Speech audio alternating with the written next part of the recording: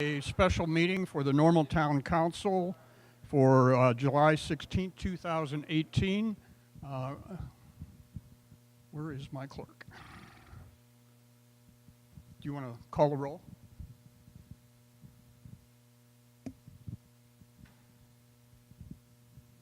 Mayor Coos?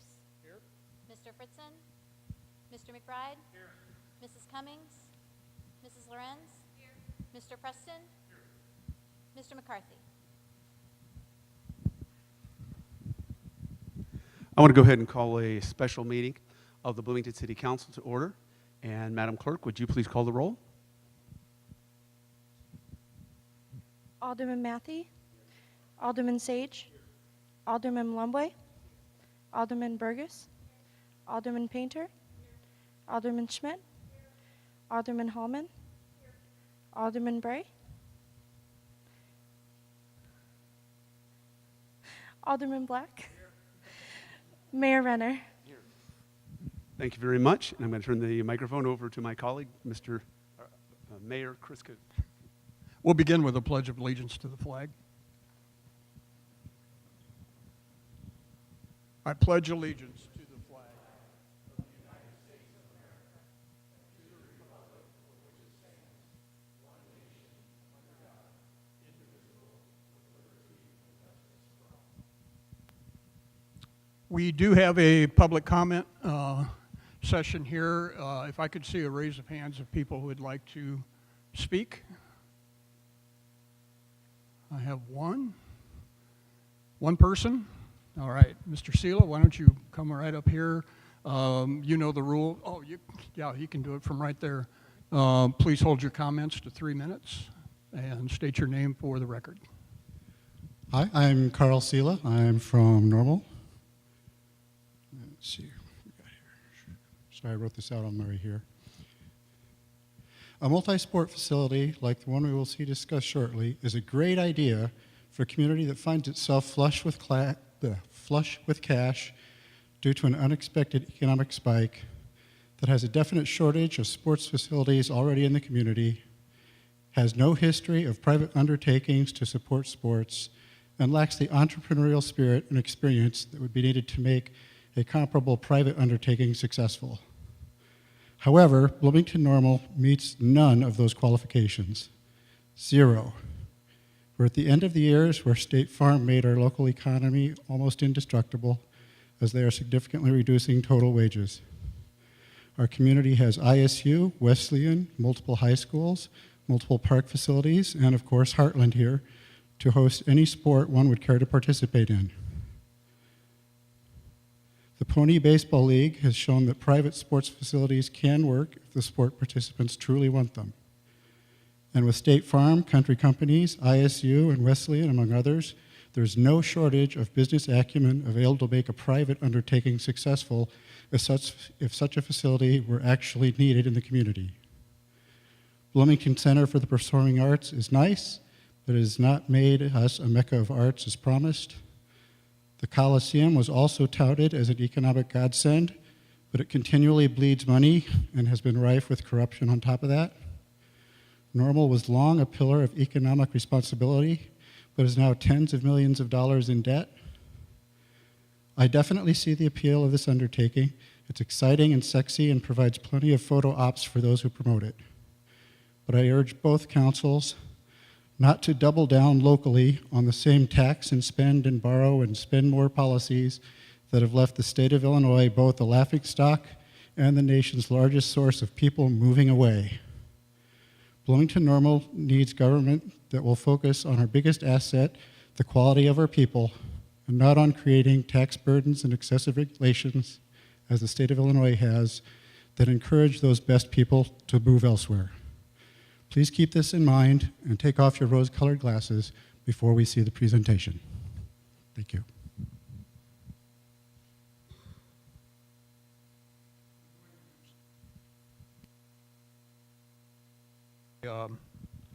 Presentation from Sports Facilities Advisory Group on the study.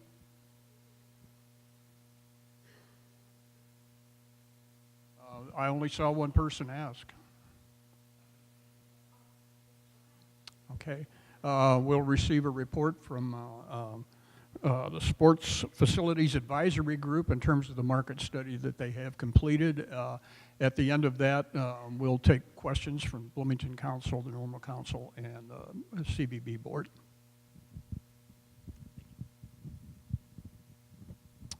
Good evening, everyone. Thank you very much for your time. I'm Evan Elef. I am the COO of Sports Facilities Advisory, one of the owners of Sports Facilities Advisory and Sports Facilities Management. I'll tell you what that means in just one moment. Quick housekeeping note. There's a little bit of color saturation on some of these slides. The conversion didn't work exactly the way that we wanted, so I'll do my best to point out those areas. Also, to make sure that I'm going at a quick enough pace.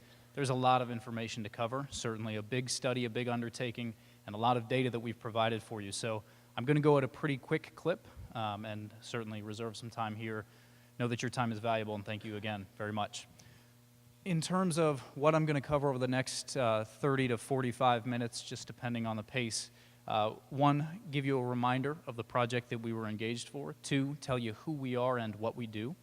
Number three, give you an update on the state of the industry. That's sports tourism, youth sports, activity levels, obesity, why we think sport matters. We're going to get into a little bit of the background data from the local market, including our insights, the regional market, including our insights, what facility we're recommending and why, how big it is, how much it will cost to build in today's opinion of cost. Give you a high-level overview of the financial performance and the economic impact. All of that is in detail in, for council members, the pro forma document that you have in front of you. I'll point out there is one slight change to that document made after print, so I will point that out as we go through. And finally, we'll wrap up with a conclusion, just some ending thoughts from me before we turn it over to you for questions. So very quickly, in terms of the project that we were engaged for, I was here along with one of my colleagues in April, and we started this process in market. What we've been engaged to do is look at a multi-sport complex here in the Bloomington Normal area. So our engagement is a combination of the city, the town, and the CVB, and really looking at how we can fill local needs for sports and recreation, as well as regional opportunities through sports and recreation. So that process took us through a five-step study, market analysis and data review, all the way through today's final presentation, inclusive of the document that you have in front of you, and that document will be updated along with a copy of this presentation and an executive summary report as well. What's in front of you is numbers. That's a pro forma. I'm going to give you the backup, the color to those numbers as we go through here. One thing that I will note here on step two, not only were we here working with the project team, members of the city, the town, and the CVB, but spent a lot of time in market talking to various stakeholders, people not only from the sports that we ended up recommending, but also from sports and recreation that we didn't recommend for this project. Just because something didn't land in this project doesn't mean it's not valuable in the city, in the town, to this entire community. We'll talk to you about why we selected what we selected as the recommendations. And really, the driver of those, first and foremost, was the answer to the question, why?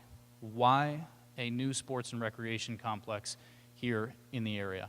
And so, first and foremost, of course, recognizing part of the genesis of this, and it's not all, but part of the genesis is the seemingly imminent removal of the fields at the airport site and where kids are going to recreate. Now, that's a soccer-specific facility. This is not a soccer-specific study. As you saw and as you'll be reminded a few times, it's a multi-purpose sports and recreation study.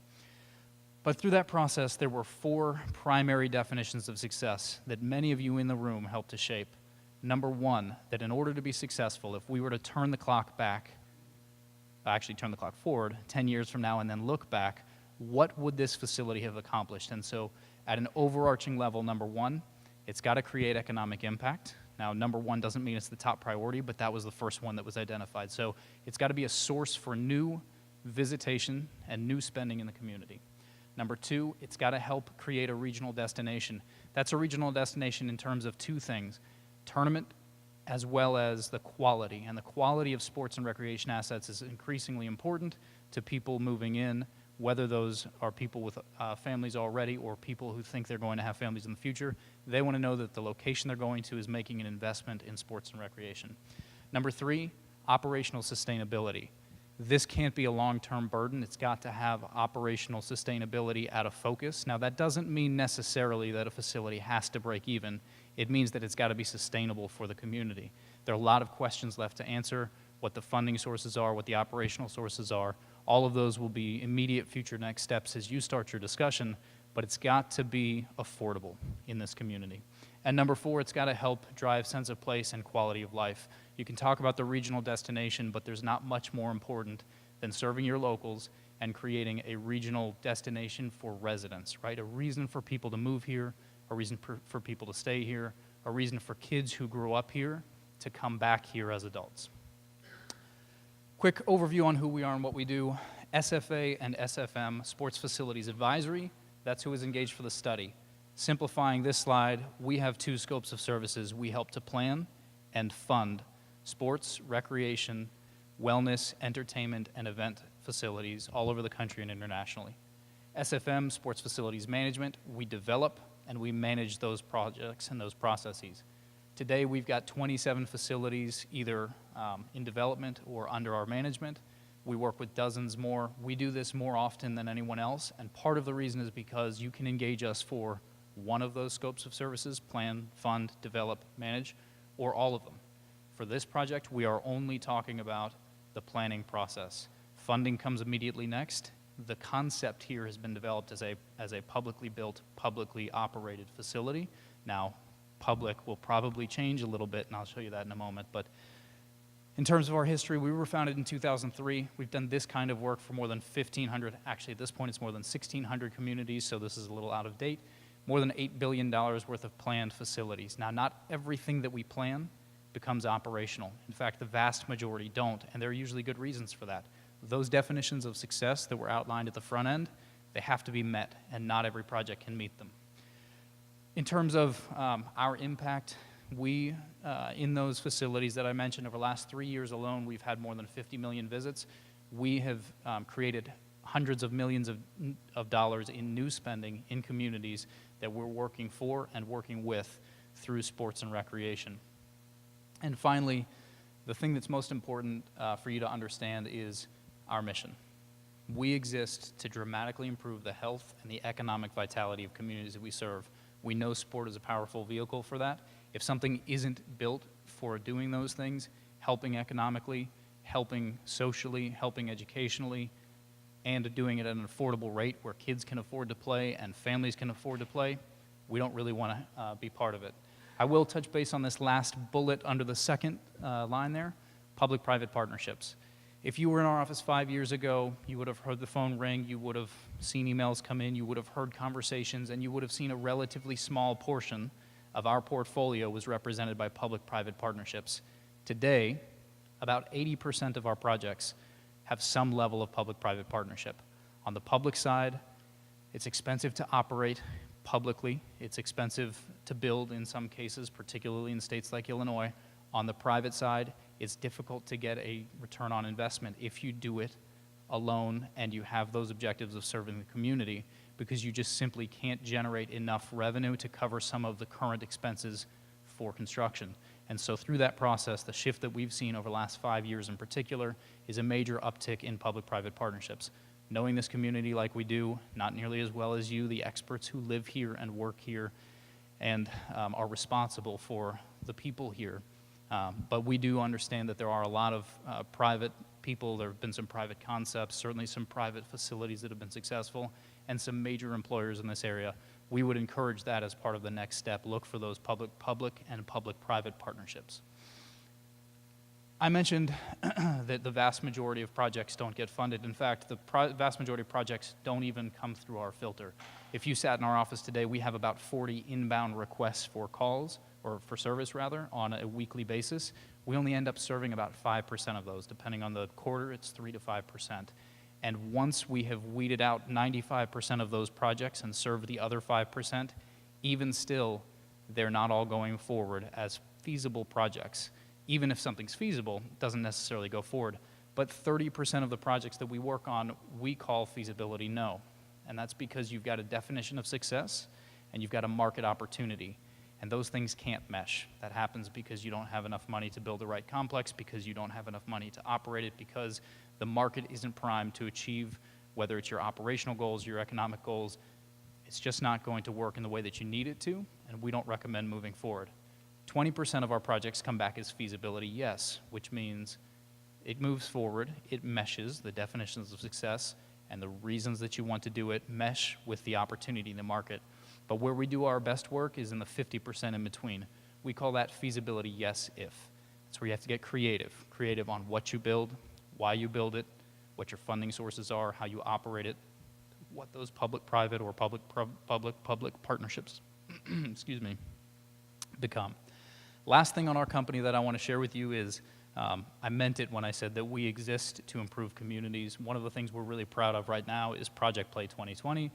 It's excuse me, it's part of the Aspen Institute Project Play, and it is an initiative with 20 organizations. You recognize literally all of those logos up there. Now you recognize ours after today.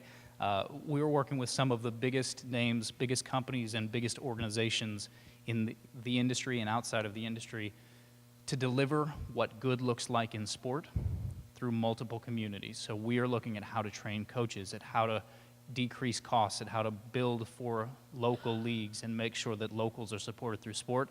It's a major initiative, and it's representative of one of our biggest initiatives as a company, and that is collaboration. We don't do anything solely alone. It's not just me and my team in our office. We've got our network of people, managers out in the field, people who build facilities like this, people who operate facilities like this that aren't us, and a lot of different organizations that we work with to improve communities.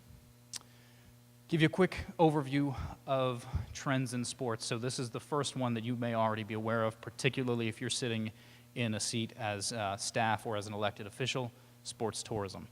Over the last 5 years, we've seen a rampant increase in sports tourism. And the reason is that people are traveling more and spending more. If you look at 2013, which is on the left here as baseline 0, over the next 3 years and continuing 4 years and now into the 5th year, we've seen more and more games being played and more and more and more money being spent on travel sports. At the same time, one of the things that we're very alarmed at are these numbers below the line. In blue, those are the numbers of players. Overall, although more games are being played, more tournaments are being held, and more money is being spent, fewer kids are participating in sports at an active level, and an active level is a healthy level. To demonstrate some of the reasons why, one of the big issues is cost disparity, right? We have an income gap, and what we see is that the haves and the have-nots economically are changing who is able to participate. It's expensive to play. Kids are required to play more in order to be competitive. They're required to travel more. The average family spends over $900 per weekend when they have to go out of town for sports tourism events. And what we see is that kids from lower economic levels simply are being outpriced. And so if you look at that bottom line, I think lacrosse is a really telling example, right? If you look at lacrosse participation, and I apologize, this is one of those slides that got a little blurry, but this big orange line, these are kids from households earning more than $100,000. 56% of competitive lacrosse players come from those households. 4% come from households under $25,000. Technically, in this country, that's not even the poverty line, although we could talk about that. But the point is that if you have nothing but private, competitive, for-profit organizations running these types of sports, kids get left behind, and it's a serious issue for us. When you look at kids in terms of their participation, the top blue line is number of kids who are playing a team sport at least once a year. That number has been steady and stable for a long time. But playing once a year and playing at a level to be active and healthy are two different things. And during that same period of time, from 2011 to 2016, we've seen a precipitous drop in this red line. Those are the kids playing a team sport often enough to maintain a healthy lifestyle because of sport. To dive into that a little bit more, 2011, 28.7% of kids in this country played a sport enough to be active and be considered healthy. That means that they play at least 3 hours per week, 3 different times per week, so total of 3 hours, but has to be spread across multiple days at a level where they are in a high-calorie burning activity. And 5 years later, that number from 28.7 dropped to 24.8. And as you can imagine, the impact of that is that we are winning the race that we cannot afford to win. This is overweight and obese kids in our country. And against these 15 peer countries, we have the top line in both, right? Almost 40% of our girls aged 6 to 12 are overweight. Almost 35%, actually 35% of our boys are overweight. And it's actually a direct tie-in to an unintended consequence from the defunding of school sports that came along with No Child Left Behind, as dollars were given to schools for STEM activities, which is a great thing. They were taken away for activities, and the gap hasn't been filled on the public side or on the private side across the country enough to continue to deliver low-cost or no-cost sports. And so kids have been dropping out of sports, and at the same time, they've been increasing in their weight. So finally, before we get to the study, the last point that I want to make is the impact of sport. This slide shows the impact of activity. This is, again, at least 3 hours per week, spread across at least 3 different times per week. What happens to kids who are active versus kids who are inactive? The first and foremost, and I think probably the most sensible one, is that kids who are active at least 3 times per week, at least 3 hours total per week, are 1/10 as likely as their inactive counterparts to develop childhood obesity. But the impacts compound from there. Those kids go on to have better test scores. As teenagers, they have a lower prevalence of risk behaviors related to sex, drugs, and alcohol. They are more likely to graduate from high school. Those kids that graduate from high school have more opportunity to go on to college. And then those kids, as they become adults, believe it or not, the active kids versus their inactive counterparts earn 7 to 8% more as adults. Compound that with the fact that they're healthier and they have lower health care costs, it makes a big financial difference. But then the other piece here is really important, is that kids who grow up active are about 6 times more likely than inactive kids to be active adults. So you get them active early, they're going to become active adults by the numbers, and active adults are twice as likely to have active kids themselves. So what that means is that creating opportunities, maintaining opportunities, and making sure that your kids are active means that you create a multi-generational and intergenerational cycle of community health and all of the compounding benefits related to social, educational, physical, financial benefits as well. So that's why we exist. It's why we do what we do. It's why this is important to us when we hear that a community is going to lose one of its major sports assets and that the replacement plan for that is unclear and that something needs to be done. We want to make sure that something gets done, regardless of whether it's our plan, your plan, or something in between, or someone else's plan. All of that's fine. What we really want to make sure is that kids have the opportunity to participate. Participate. So now let's get into the study. First, I'm going to take you through just some high-level insights related to the market. So what this slide shows is multiple sites. We actually looked at 16 different sites. These are all the 30-minute drive time population highlights, so the demographic, socioeconomic highlights. What you'll see here, and I won't go into any numbers, is that there's not a lot of variation between these sites. Within 30 minutes, you're generally within about 10% of any of these categories serving the same population. Now that is different if you look at a single site and start going out into your drive time radii. So at 10 minutes, 15 minutes, 30 minutes from a single site, you may be serving a very different population base. We chose this one because look at the differentiation, right? This is one of the sites, and you see that we'll just take household income. Within 10 minutes, the median household income is $107,000. Go out 5 minutes away from that, and the population changes so significantly that 107,000 becomes 77,000. Go out to 30 minutes, it becomes that average that you saw on the last slide, 61,000. So we'll provide some insights on that. Although it is worth noting that that is still significantly higher than when you get beyond this area. There are a lot of benefits of this area in terms of the demographics and the socioeconomics, just in terms of thinking about facility financeability or sustainability and ultimately being able to charge rates. We look at local market access. There's not enough to see based on these colors. I promise the charts are actually a little bit better on my computer. But these are the 30-minute drive times. What this shows us on the left is population density. You don't see a lot of color there because there's not a lot of color there. you're pretty uniform across your 10, 15, and 30 minute, which is what these numbers are, or these squiggly lines are, in terms of your population density. But you do have a significantly different set of median household income numbers. So you've got some pockets of higher area. You certainly have within 30 minutes some areas just to the west, east, and northeast, and then all the way to the south. We've got lower household income. We look at all of those factors and make recommendations about sites. The reason we're showing you multiple sites instead of a site is because no site's been selected, right?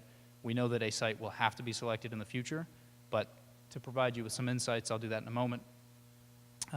We've got some recommendations there. The final piece, and again, I won't go into the numbers, but this is a sampling of sports and sports participation. The reason that this is up here is because I want you to understand that we cast a really wide net. We have a relatively limited scope in terms of our recommendation compared to what we looked at. We looked at ice, and we looked at swimming, and we looked at tennis, and we looked at baseball, and we looked at softball, and we looked at soccer, and we looked at football, and we looked at all the way down the line. We looked at everything. We came back to the definitions of success. We looked at your current climate. We looked at the loss of fields. We looked at opportunities. We looked at a lot of different things to come back with our recommendation, but we did our very best to leave no stone unturned on the front end. So with that, we also wanted to look where people were recreating. Again, this is just a sample, but what are your current facilities, and what are those facilities that people may be leaving a little bit to go to and participate? So we looked across a lot of different local facilities. I know you can't read that. There was no intent for you to read that. It's just to say that this, as a small sampling of dozens and dozens and dozens of facilities that your locals could participate at, were looked at.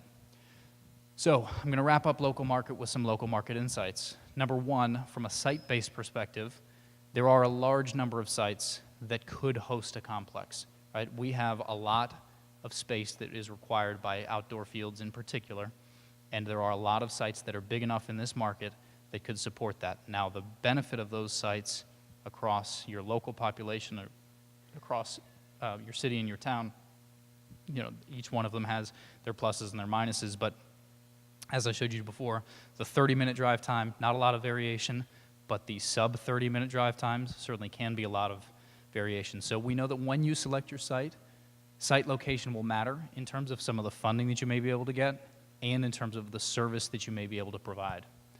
When we look at the market-based insights, some of the keys that we take away from this market, it's highly participative, right? And that's to be expected. We're in the Midwest. Lots of people play sports throughout the state, throughout the Midwest. That wasn't a surprise to us. Strong local income, particularly compared to some of the other areas. We showed you that even though that goes from 107 to 72 to 61, outside of 30 minutes, it dropped down to 53. There are a lot of benefits to this community, as I mentioned before.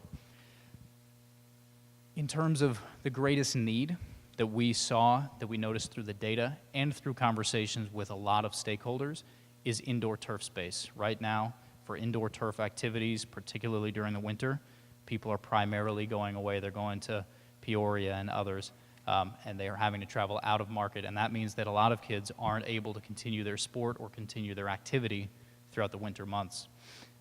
If you lose those soccer fields, or potentially when you lose those soccer fields, that's going to become a significant need because you will have taken away your best soccer asset and not replaced that, which means that those other fields in the community, many of which are currently multi-purpose, they're going to have an influx of soccer players. Soccer players will be left behind, lacrosse players will be left behind, rugby players, ultimate players, all of those sports that happen on multi-purpose fields, they're going to be jostling for position until you can replace those fields. And finally,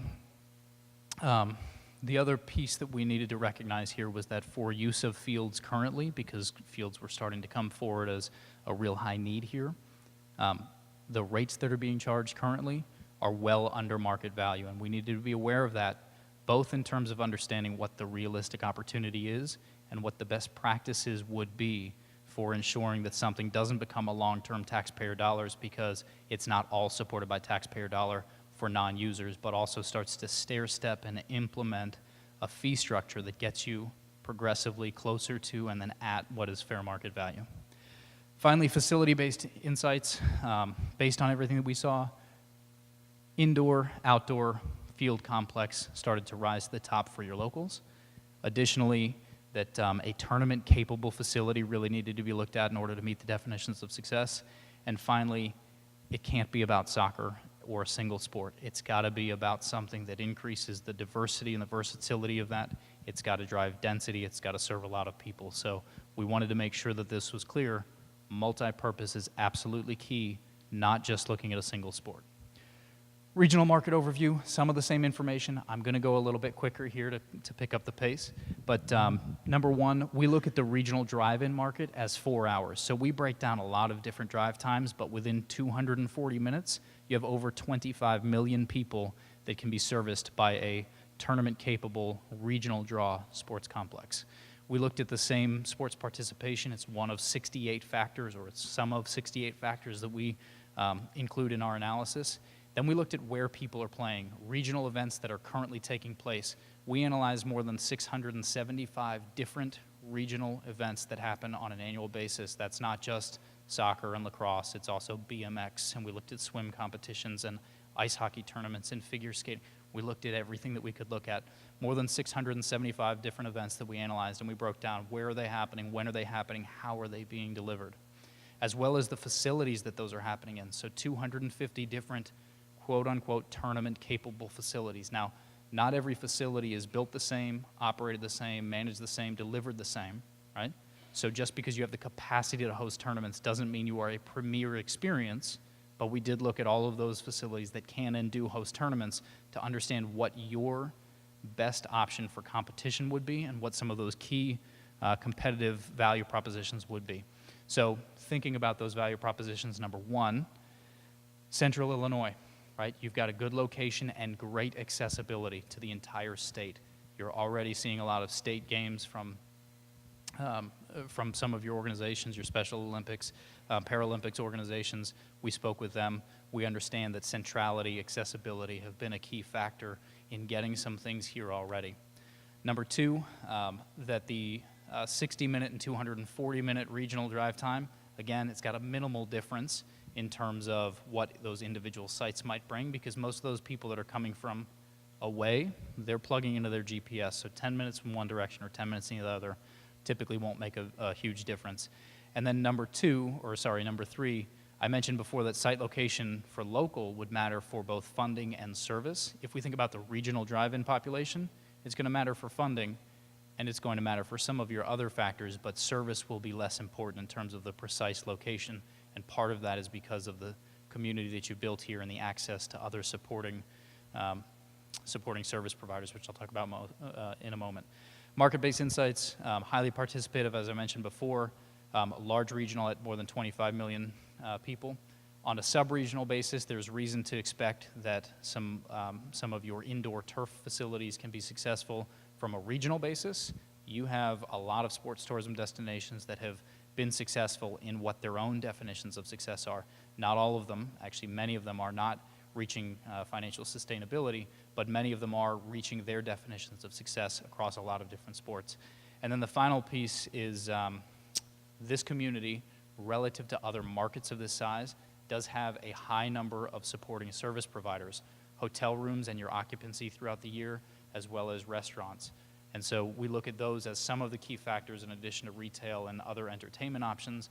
But this market can support people coming in. You've got some capacity throughout the year. You've got certainly a lot of properties and a lot of options, a lot of different price points. We see that as a real benefit that a lot of markets that are sort of this size and also that are a little bit isolated from major population bases, a lot of them simply don't have that, and they'd have to wait for hotels to come in and restaurants to come in to support tournaments and events. You've got a pretty good starting point here. So finally, in terms of facility-based insights, you have to invest in the size and the quality of this facility in order to compete. What's happening right now in sports tourism is that a lot of communities already have and are planning to invest. If you go up to Rockford, if you look anywhere in Chicago, if you look at Indianapolis and all sorts of others, there's major investment into this. You can't expect to put a parking lot in with some grass fields and just stripe them for a tournament and expect to compete in the long term. That's not going to be an option. You have to invest if you want it to meet that portion of the definition of success. And number two, synthetic turf fields. So you know that it's going to have outdoor fields. They're going to need to be primarily synthetic turf. And the reason for that is that as you bring in events, they want to be in one place where they can host the vast majority of their teams in one location, and they want to be secure that if they come and it rains, you're not going to cancel the tournament on them. and synthetic turf is key for that. So that gets us into our recommended facility. I'm not going to go through these numbers, but we have an indoor complex and an outdoor complex. And we think the balance there is really important in terms of service to this community, as well as in terms of financial performance. So on the indoor side, we have looked at a couple of different models. What we're talking about today and the numbers that are in front of you are for a dome. The dome adds a lot of flexibility in terms of the size of the field that you can put in there, the height of the roof that's effective to build. It costs an awful lot less to build on the front end. And there are a lot of domes that are operational here in the Midwest with a lot of success. In fact, Bo Jackson's Elite Sports in Lockport, if you're familiar with it, that business model we actually are partial owners of. We know exactly how the domes work here and what the keys to success are, so we integrated that into this analysis. On the outdoor side, mostly synthetic turf.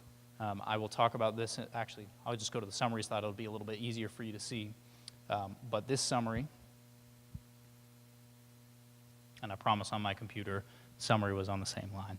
So again, a little formatting issue bothers me. Hopefully it doesn't bother you too much. But in general, outdoor complex, 16 fields, 12 of those lighted, 12 synthetic turf, 4 natural grass. You want natural grass for some of your activities, but we also have that natural grass field serving as a full-size cricket field.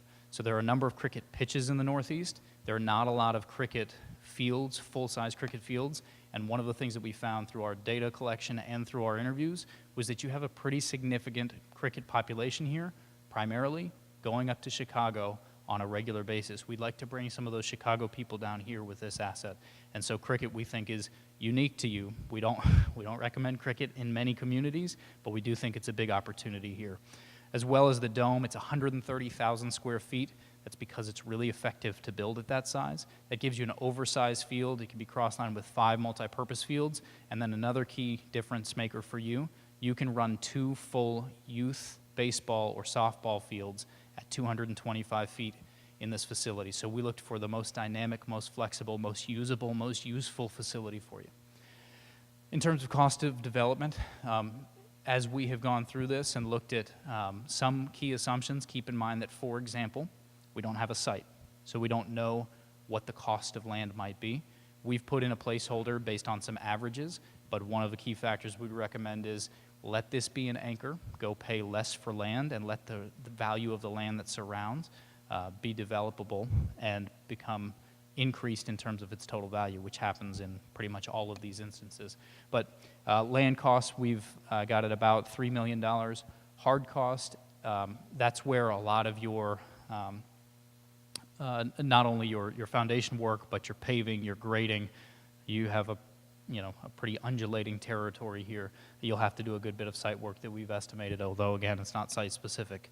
Field and sport equipment costs, lots of synthetic turf, lights, top quality type assets, so that's included in there. And then your FF&E, furniture, fixtures, and equipment, the soft cost of construction, design, architect, engineering, construction management, and then soft cost of operations. So that soft cost of operations is really important.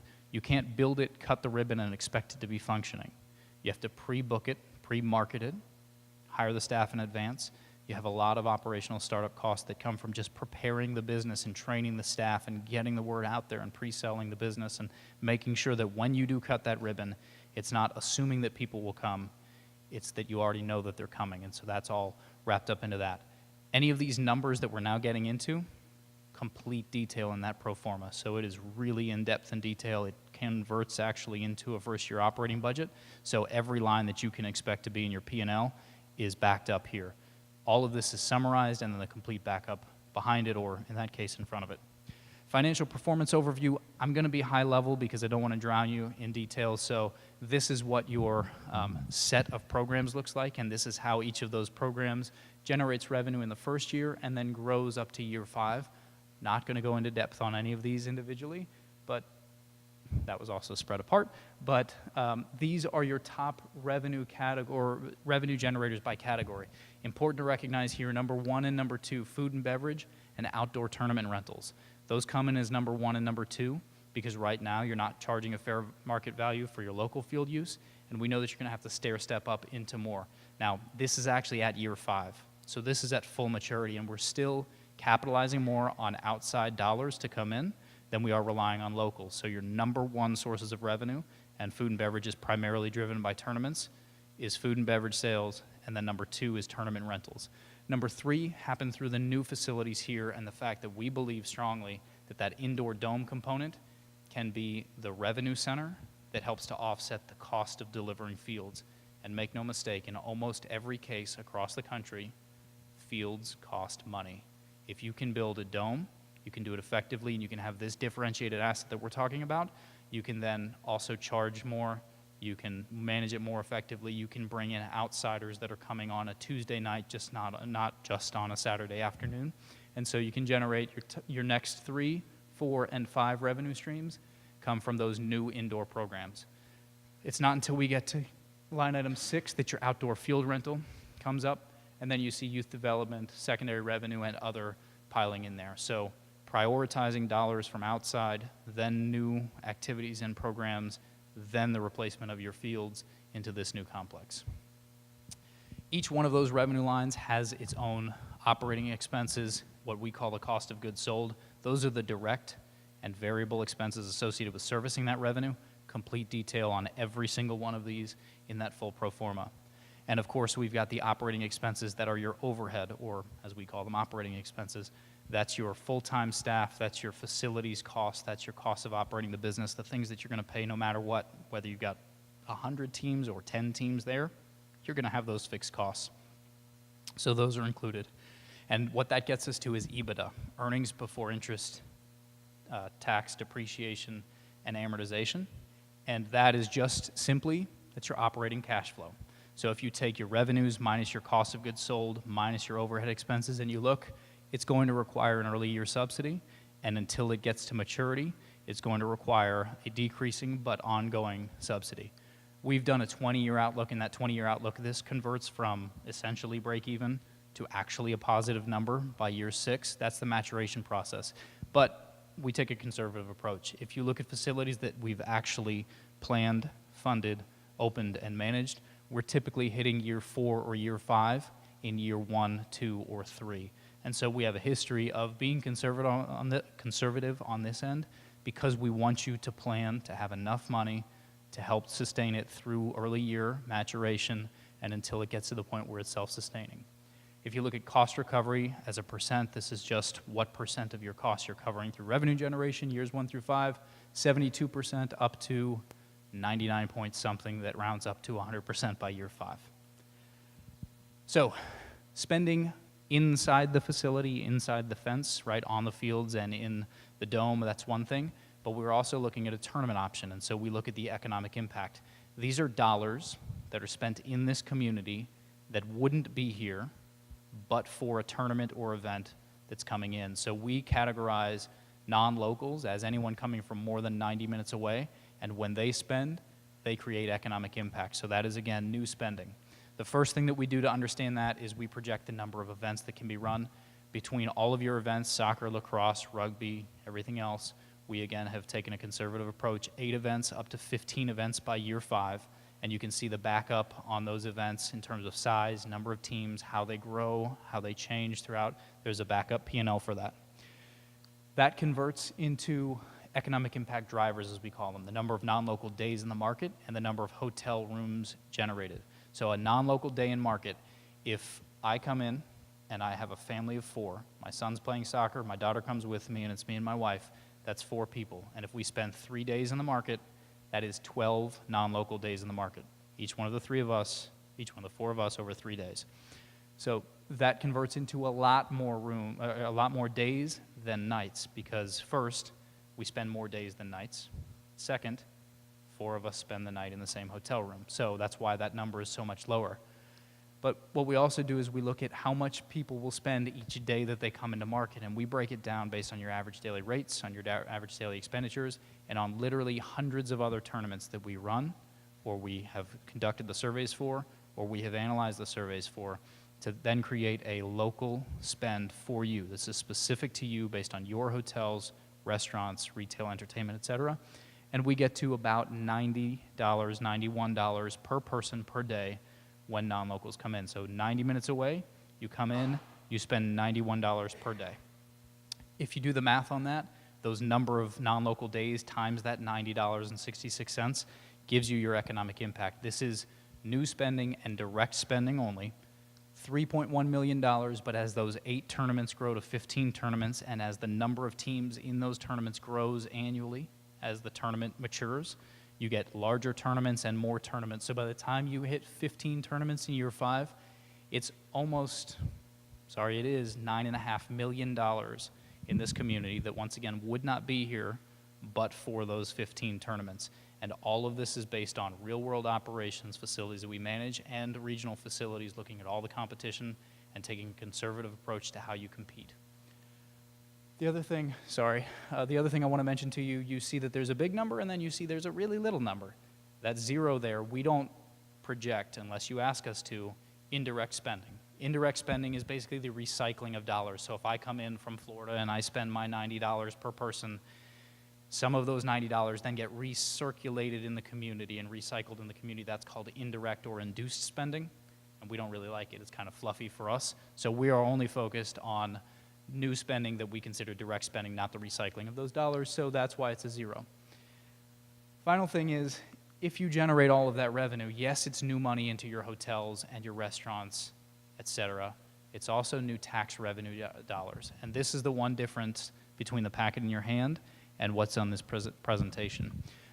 We reallocated some of those. We learned a little bit more about it. It happened after printing and before this presentation. So these numbers are updated, and we've also sort of refigured them in terms of how we show it, and I'll show you that in a minute. But the city and the town, now where the site is will impact who gets a bigger split of this. And when you've got large tournaments, everybody's going to be filled up, right? And all of your retail and all of your restaurants and all of your hotels will be benefiting. But realistically, there will be some ebb and flow between the city and the town. Now, luckily, your dollars in terms of taxes are the same. So if a dollar gets spent in Normal and a dollar gets spent in Bloomington, your respective communities benefit the same in terms of tax. The county gets a really small chunk. It's 0.25% of your taxes. So that's not a lot of money, but what is a lot of money is the state level. So $119 up to $360 or $360,000. The state is generating just a little bit more than the local. And the reason that the local is that high is because although your sales tax is a little bit lower, you're generating more hotel tax and then your food tax for all the spending on restaurant and prepared foods here. So, in conclusion, just wrapping up and recovering what we've talked about. Number 1, financial impact. If you look at this as a community, and for the time being, I'm just going to take off the city and the town, and I'm just going to say a community, the greater Bloomington Normal area, and you look at this facility in terms of its financial performance, and then you look at the EBITDA number, which we showed you, which is still slightly negative, and you apply just the new tax revenue only to the town and the city, it surpasses the subsidy required by year 3. You have put in dollars into the operation, $215,000, but those taxes that you generated equaled $243,000. So by year 3, it's recovering more than what it costs to operate in new taxes for you, and then by year 5, it's up in the $350,000 range. Again, conservative approach, spreading this out over 5 years rather than modeling a 2 or a 3-year maturation period. And again, also, we typically beat the numbers when we operate facilities. But that's the approach that we take. And in addition to those dollars that are brought in, of course, part of those dollars is the fact that your hotels and your restaurants, your local business owners and shops, they benefited from this. $3.2 million up to $9.5 million spent, once again, that would not be here but for those events. Community impact. That was the financial impact, but I said before that kids who are active in sport have all of these benefits: health, education, social, performance, all of this intergenerational and multi-generational cycle that I talked about. It's really important because this gets applied here if you expand your sports, and part of it goes away if you lose fields and don't have a replacement plan that's viable and it allows kids and families to participate. And then the final thing that we always want to talk about is, we asked why on the front end, now we have to ask if it can meet those definitions of success on the back end. So number 1, can it create a significant driver of economic impact? When we look at $9.5 million spent in a market, we would consider that a significant new economic impact. Number 2, become a regional tournament destination. If you built a collection of fields in a parking lot and striped it, as I said before, you're not a regional destination. But if you do a 12 synthetic lighted field complex with 4 natural grass fields, cricket pitch, the supporting amenities, and then you've got those indoor spaces to service those people and to bring in some of those winter events to your dome, that also gets a check mark. Number 3, achieving operational sustainability. Spent a good bit of time on that, so that's a check mark. And number 4, deriving a sense of place and quality of life in the community. When we look at communities who are undergoing changes to where the kids can recreate, and you replace existing assets with the same level of asset, we would typically call that a one-to-one replacement, right? And not necessarily improving, but maintaining. But in this complex, if this project can go forward and find a path towards funding, whether it's a phased approach or whether it's an all-in-one-shot approach, if these assets are built, we absolutely believe that this can drive that sense of place and quality of life, help to keep people here, help to attract them here, and help to get kids who grew up here wanting to come back here because of their experiences. So, that's a lot of information, as I said. We'll turn it over for questions. I'm going to drop this with you. Thank you. Anyone want to start with questions? Mayor Renner. Yeah, thank you so much for your very thorough presentation. I very much appreciate it, and I know there's a lot of documentation here that we can take a look at. One, obviously, silver dollar question would be, as you're making your projections up to year 5, and in the past, you said you generally have, in Lockport and other places, excuse me, you have exceeded those expectations. What is there a likelihood that we will cannibalize each other as more and more communities begin to have, to be destinations, and how do we control for that? Yeah, it's a great question. Good on this volume? Okay. Great question, and actually it's something that we are really worried about across a lot of parts of the country. If you were to go to the southeast and look for another indoor court-based facility, and trust me, we're engaged to review a lot of them, they are getting less and less and less projected successful, right? Because there's cannibalization, there's oversaturation. Ultimately, if supply outpaces demand, everyone loses. So it's one of the key pieces that we look at in terms of creating a differentiated asset. You can't build something that entices your neighbors to go out and compete with you. You have to build something that is founded enough and spectacular enough that it creates a barrier to entry.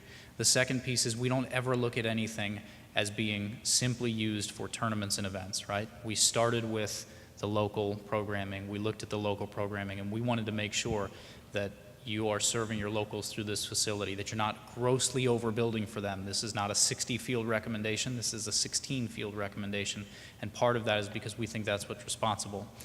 I'll be the first to tell you that sports tourism is completely different today than it was 10 years in the past. There's no reason that 5 years and 10 years from now we should expect it to be the same as it is today. So we know it's dynamic, but what won't be dynamic is a growing population that needs sports for its local kids, and that's a primary driver of what this recommendation is.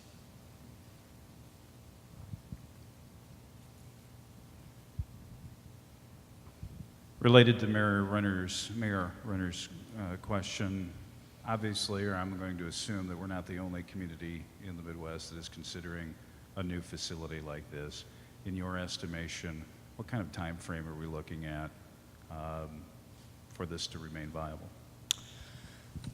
Well, remaining viable is one question. Time frame in reality of building it is a second. Obviously, the big accordion of whether or not it can remain viable comes down to funding. Right? Sometimes we get funding in 4 months, and sometimes we get funding in 4 years, and sometimes we get funding in never. Right? So I'll put it this way. Given what we know, which we're pretty tied into this market, we think that the window here in terms of what the shelf life of this study would be, we would think in about 18 months. Right? And to the same question, I'll say this. We know a lot of facilities that are being talked about. We know a lot of communities that are considering them. We don't pretend to know literally every one of them, but we are aware. We're made pretty well aware. And our process allows us to project sort of a success rate of those. So if we have 10 of those that we know about, not all 10 of them will be built, but factored into our competition are what we think will be future developments that will be competitors.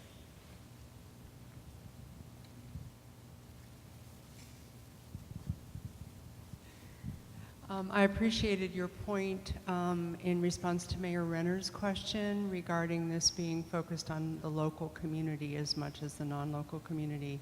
At the beginning of your remarks, you spoke in very compelling ways about the different differentials of income, of household income.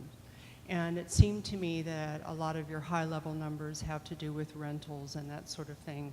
Could you talk a little bit about your calculations that would make this accessible to everybody in our community, regardless of their income levels, the way that I think our municipal Parks and Rec tend to look at that? Yeah, great question. This is the best number I can give you for that. We took for the value of your field rentals, as I said, it's a stair-stepped approach to creating a fair market value. Now, fair market value, most communities surrounding you are charging more than $50 per hour for a field rate. You've got some of your fields being delivered at $0 or $3 an hour, right? So we've taken a stair-stepped approach, but in doing that, the only thing that we've projected are the full pay uses of those fields, and we've been pretty conservative. So by year 5, if you look at the amount of time that those fields are being used in terms of their total utilization against the peak times, which for the outdoor complex, we have 43 hours per week, including weekends and weeknights, not past 9 o'clock, 43 hours. Of those 43 hours per week, the maximum that we get to from those full pay is 25% of those hours, which means you've got 75% of your capacity ultimately to do as you choose.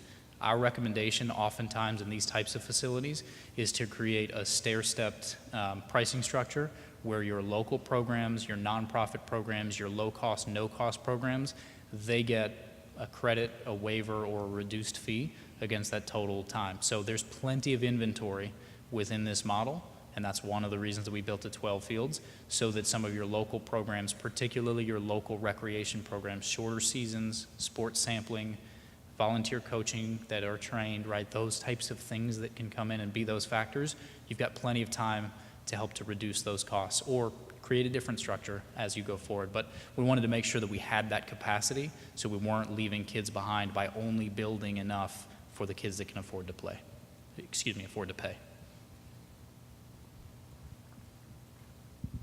Thank you. So if you could go back to the slide where you were showing how SFA, the different types of venues that you guys recommend, whether it be a no, a yes entirely, or yes with some modifications. Yes. Yeah, thank you. So looking at that 70% or so where it says yes, and then yes if I'm going to combine those into one category, can you walk me through how other communities have funded these types of projects, whether it be hotel motel tax, bonding, TIFs? What have you seen in your experience? All of the above. So the transition that we've had, it used to be, GO bond heavy, right? And at this point, that's not enough. Now, what we really see is diversification in terms of funding, and diversification across public and private. So let me give you the example of, I wish I had loaded this slide up, but Spokane Sportsplex. And I'm going to do this narratively a little bit because I think it represents a good case study. Spokane Sportsplex is a $42 million project in Spokane, Washington, that when we did the study, it came back as operationally feasible for their definitions of success. They had no path forward to financing. What they had was about 36% of that $42 million that could be made available between the Public Facilities District, the PFD, which is ultimately will be the owner and manager of the facility, and the city. Now, they had talked to the county wasn't on board. They had talked to the state wasn't on board, and they had talked to a couple of other groups, and really there wasn't much momentum. But it's this slide that really starts to build out what this is, right? The city was looking for access, and they were looking for new tax revenue, and the PFD was looking for new operating revenue, but they weren't talking about health, they weren't talking about safety, they weren't talking about this, that, and the other. And so as they went through, they ultimately diversified into 5 sources of funds, including the state gave $2 or $4 million, a number escapes me. But the county, that wasn't on board at all. The county was looking for its own projects because it thought that the benefit primarily would be within the city limits and not to the county. The county came in and backstop guaranteed the last $25 million of that project. And now that project is going to be built. And so the number one way that these are getting, that people are deciding to finance these are through the impacts, right? And really talking about the compounding benefits. Now, to that point, one of the more recent funding streams that we've seen a lot of success with are new market tax credits. New market tax credits aren't applicable in every area, but there may be some pockets within your community that they are available. And we haven't run the census tract data, we're not down that road, but new market tax credits are available for new job creation, new industry, new lots of things, but one of the heavy use of those credits is for things that improve health, and it's to the disadvantaged areas within a community. So if the census tract that it will serve as its core service sector is shown to be, less able to pay, those are monies that we oftentimes go after. On top of that, TIF districts and community business development districts are huge. Obviously, here in the state of Illinois, you've got separate park funding that in a lot of cases is being used and allocated towards that. And we have a lot of success in working creatively with communities who are sunsetting certain taxes, or certain debts rather, and replacing those debts, just carrying them forward in a way that makes sense for the community. So that's a long-winded answer, but it's really about not looking for the single source of funds, but looking to diversify into as many areas as possible and tap into, sometimes it's only $3 or $4 million, that's only 10% of this project. But $3 or $4 million gets a lot done. And if you can start to catapult those and build those, there are creative ways to get to financing that oftentimes take a little bit longer. Thank you. I was kind of intrigued by the number of tournaments that you said that you could do per year. It sounded like, 8 to 15, right? Up to 15 tournaments. Up to 15, okay. So I was just wanting you to expand on that a little bit, because that seemed like a low number. One a month almost, if not less than that. And then if you could also talk about how, because I see a lot of competition. My son is into soccer and everything, so we going to, there's a lot of competition between different cities and venues for those kinds of tournaments. So how would the community make itself more attractive to someone living in the Chicago area? Why would they decide to come here in Bloomington when there's lots of tournaments in the Chicago area or St. Louis area, which are kind of the bedrocks of soccer? Yeah. So I'm just going to repeat the question. For me, there was a little feedback there. So there were two parts of the question. Number one was 8 to 15 tournaments. It doesn't seem like a lot of tournaments. Talk to me about that. And number two was, how do you compete, right? How do you actually get those tournaments in? So on the 8 to 15, there are a lot of examples of facilities regionally that are doing 4 and 6 tournaments per year. Most of those are dedicated to single clubs, and soccer clubs have a limit to the number of tournaments that they can run. Some of the more successful tournament complexes are running 25 and 32 tournaments. If you look at the breakdown of what 15 tournament weekends would be within your year, granted, we are where we are. The weather is what it is, and it's uncertain in the spring when we're going to get to play, and then it's a little bit of a dive, a dip in the summer, and then it's primarily in the fall. We just don't have that many tournament weekends if we're also going to serve our locals on the weekends. And so that was a key point to us. We think that if you are looking to maximize both your regional draw and your local service, that it's important to start to think about scheduling and capping those tournaments so that you're not every single weekend kicking your locals off to run tournament and events. So could it equate to more than 15 tournament weekends per year? Absolutely, we believe it can. But we thought that was A, the conservative and safe approach in an increasingly competitive environment, and B, we think that leaves you with capacity for your locals. Second part of your question is, how do you compete? There are a lot of ways that you compete. You look for your inside advantages, if you will, right? And centrality here is a key thing. When are people from Southwest Illinois going to play a Chicago team if they don't play here? Because how long do they have to travel to get to that market, or vice versa? Or when are you going to get Indianapolis or St. Louis or Kansas City up here all the way to Chicago? Sometimes that works and sometimes it doesn't, but accessibility and centrality is really key for you. The other thing is that you got to spend money, right? This thing is going to require early year subsidy, and a big portion of that is marketing dollars. Specifically, if you were to go into the overhead expenses, on the operating expenses, those are the costs to run the business. We have a line in there called tournament business development, and that tournament business development would be typically partnered with the CVB, but in some cases those are bid fees for major events, and in other cases those are incentives for people to come in, for organizations to bring their tournament to you, and sometimes that can be as simple as we're going to provide the hospitality, or we're going to pay for some hotel nights, or we're going to give you a credit back. The facility will still recognize its full $500 per field per day, but we're going to pay $250 per field per day because your tournament is that valuable to our hoteliers and our businesses. So there's some exchange of money within that as well. Thank you. As I am looking at the 20-year outlook for the total revenue and expenses, for those of us with the You have really good eyesight, by the way. Yeah.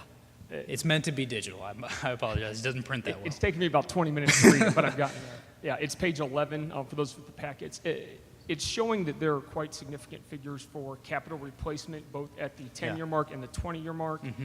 And unless I'm, reading this incorrectly, when those capital replacement costs are figured in, it looks like the total economic impact, not just the EBITDA, but the total economic impact still at the 10 and 20-year mark falls short of the expenses, including the capital replacement, by about $1 million or so at year 10 and 2.5 at year 20.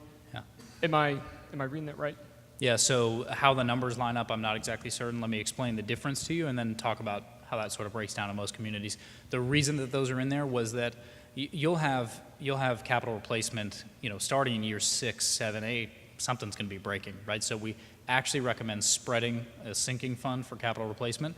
But the reason that those were specifically requested as we were going through this process was we were asked to demonstrate when you have to replace turf and when you have to replace the dome. And those are the two categories that are in there. So turf replacement at every 10 years and dome replacement at 20 years for the new technology dome. That's the $5 million and the $10 million plus some change in each one of those tranches.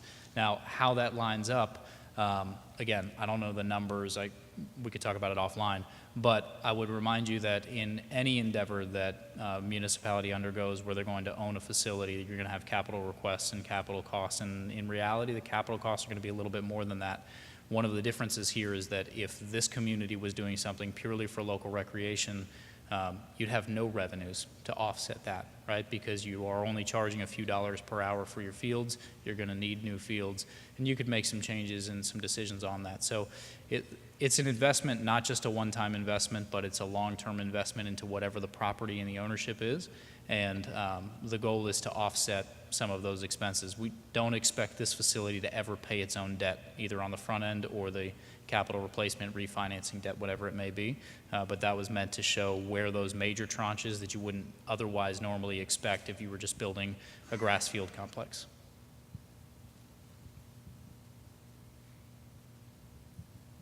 Further questions? We're only taking questions at this point from council members of the two cities and the CBB board. Any further comments or questions from council members or CBB?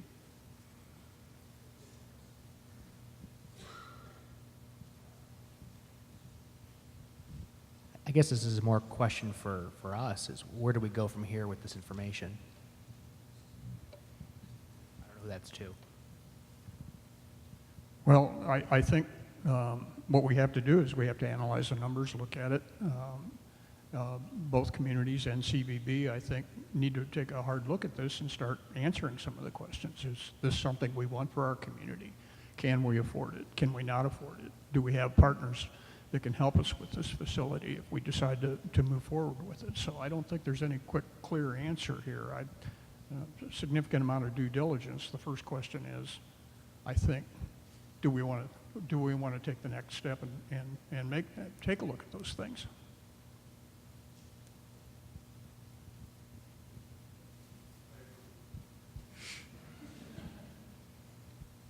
Get along so well here, I tell you. Further on this, I will say this video, this is being videoed and will be on the Town of Normal website by about noon tomorrow, I think. In the next couple of days,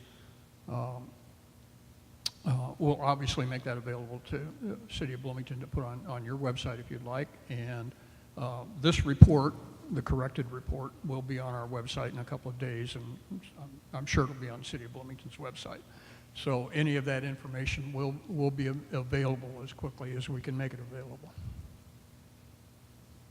And I'm looking for one. Yep.